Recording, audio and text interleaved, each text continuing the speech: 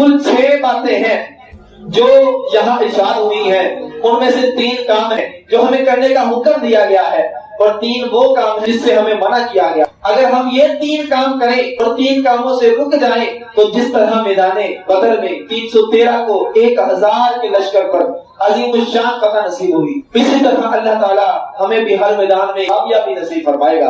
अल्लाह पाक ने इरशाद फरमाया वअतीउल्लाह व रसूलहू, और अल्लाह उसके रसूल की पैरवी करो। एक बंदा मोमिन के लिए किसी भी सतह पर कामयाबी के लिए अल्लाह उसके रसूल सल्लल्लाहु अलैहि वसल्लम की इताअत और अल्लाह उसके रसूल की फरमाबरदारी शर्त अव्वल है।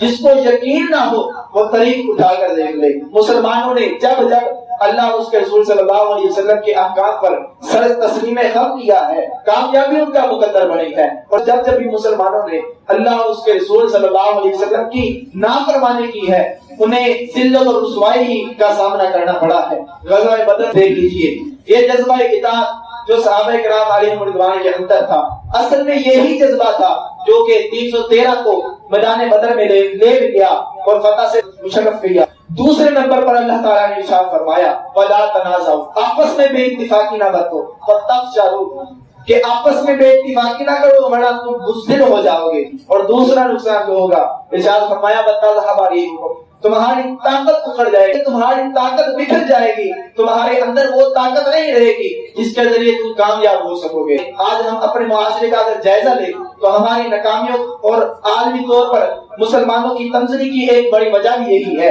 कि हमारे यहाँ लड़ाई झगड़े आम है, कहीं जात की बुनियाद पर, कहीं नस्ल की बुनियाद पर, और कहीं रंग की बुनियाद पर, कहीं खित्तों की बुनियाद पर लड़ाई झगड़े जारी हैं। बल्कि यहाँ तक भी झगड़ों का मामला है कि आपस में लड़ाई झगड़े होते हैं मगर उस झगड़े की वजह भी मालूम नहीं होती। कई खानदानों में बाप दादे से लड़ाई चलती आ रही है, बस इसी बुनियाद पर आगे औलाद भी एक दूसरे की दुश्मन बनी होती है। ये लड़ाइयाँ, ये झगड़े, ये इख्तिलाफात हैं जो हमें अंदर से खोखला कर देते हैं।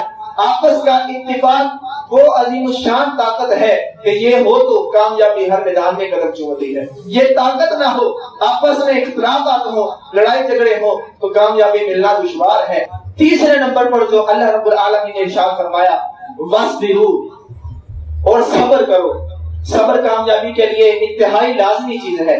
जब तक हम अपने पैरों पर खड़े नहीं रह सकते उस वक्त तक हम कामयाब नहीं हो सकते। मिसाल के तौर पर एक बच्चा है, उसने स्कूल का इम्तिहान देना है, उसका दिल करता है कि मैं भी दूसरे बच्चों की तरह खेलूं, लेकिन वो इस ख्वाहिश को दबाता है, सब्र करता है और अपनी पढ़ाई पर ध्यान देता है। उसका दिल करता है मैं भी घूमने फिरने जाऊं, मैं भी मोबाइल पर अपना वक्त बर्बाद करूं, मगर वो अपनी ख्वाहिशात को दबाता है, सब्र करता है, इस्तिकामत के साथ पढ़ाई में मेहनत करता रहता है, तो इसका नतीजा क्या निकलेगा कि वो इम्तिहान में कामयाब हो जाएगा। अगर अपने ख्वाहिशात को वो नहीं दबाता और दूसरों की तरह खेलता है, सैर सपाटे पर जाता है, वक्त बर्बाद करता है, तो नतीजा क्या होगा? वो इम्तिहान में कामयाब नहीं होगा, वो नाकाम होगा। यही हाल दुनिया की हर कामयाबी का है। हुजूर गौसे आज़म रहमतुल्लाहि तआला अलैहि पैदाइशी बनी है, इसके बावजूद आपने 40 साल तक मुजाहदात किए। आप फरमाते हैं मुझ पर बहुत सख्तियां रखी गई, जब सख्तियां इंतहा को पहुंच गई तो मैं जमीन पर लेटकर ये तिलावत करता फइन्ना मअल उसरि युसरन इन्ना मअल उसरि युसरा। तो इन आयत मुबारका की सदका से वो तमाम सख्तियां मुझसे दूर होती जाती। तो ये वो 3 काम थे जो कामयाबी के हुसूल के लिए हमें करने हैं। एक, अल्लाह ताला और उसके रसूल की इताअत और फरमाबरदारी। नंबर 2, आपस में इत्तिफाक और इत्तिहाद के साथ रहना है। नंबर 3, सब्र करना है। अब वो 3 काम सुनिए कि कामयाबी के हुसूल के लिए जो हमें नहीं करने।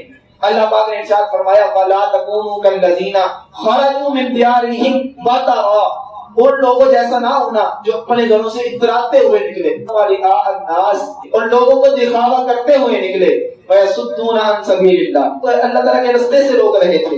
वल्लाहु बिमा यअमलूना मुहीत, और अल्लाह ताला उनके तमाम अमाल को घेरे हुए है।